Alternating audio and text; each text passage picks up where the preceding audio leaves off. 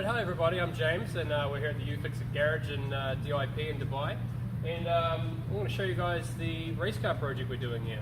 Now, a little bit about myself. I'm not a mechanic, I'm just an average DIY guy. I do electrical engineering on boats, but I also have a passion for cars. I found this workshop just over a year ago because I needed to do some work on my street car, which we thought we would turn into a race car, but then it proved to be a very expensive idea. So the best idea was to buy a dedicated car. So what we did was we brought this little Honda Integra DC5. It was an American spec car, wasn't a race car. So the first thing we had to do was strip the car bare and put in a FIA approved roll cage. Because the car is going to do the Dubai 24-hour race in 2020, we needed to have a cage that was a certified cage.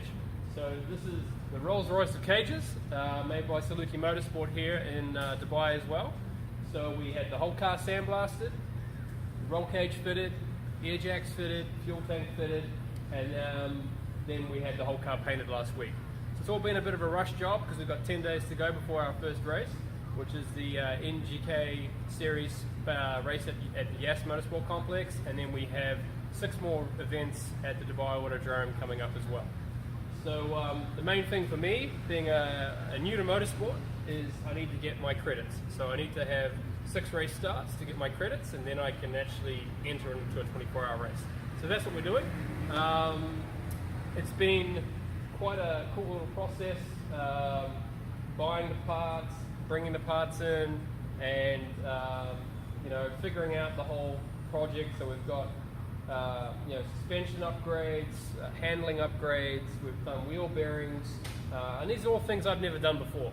So I've had to learn how to do it. We've got the great tool space here, we've got the press, we've got the vise and all the bearing pullers, and then obviously these great tool checks full of everything we need, air tools everywhere. So really, 110% this job would not be possible without this workshop, because I mean, when I found this workshop I was like, finally there's a place where I can actually do this properly, because it's just, you can't do it on your driveway in Springs, I can tell you that right now. So here we are at the front end of the car, the business end of the car as they say.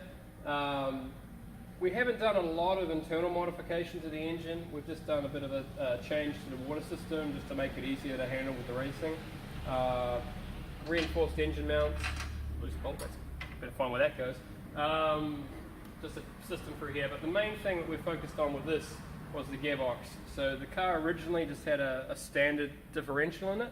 We've taken the gearbox off, put it over on the bench, and stripped the whole thing apart. Again, I've never taken a gearbox apart in my life, but with the help of YouTube and lots of advice from other people, we did it ourselves here in about 5 hours. So we put a LSD in the car, we changed the final gear set from being the standard ratio to a much higher ratio so that the car has more acceleration out of the corners. And then eventually, throughout the season, we're going to do more rolling upgrades to this gearbox, and maybe change the 5th and 6th and maybe the 4th gear, and even potentially change the LSD to a more aggressive one as well. So that's really been what we've done at the front end. And then there's also other areas, like these cars suffer from a what they call bump steer.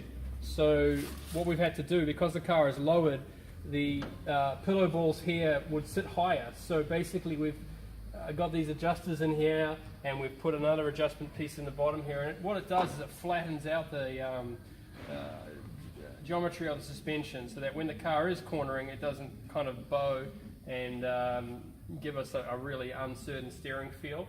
So we had to disassemble the steering rack and put in a small piece inside that as well. Again, all easy to do here. It was easy to do the steering rack because the engine wasn't in, but again, sort of maybe about a 3 or 4 hour job to redo the whole front end, except for one of the bearings, which proved to be a little bit tricky and was about a 4 hour job just for that one bearing. But again, with all the stuff we had here, we managed to get it done. There's a bit of cheering and jumping around once we got it done, but it's, again, amateur mechanics getting it done in Dubai, so there you go.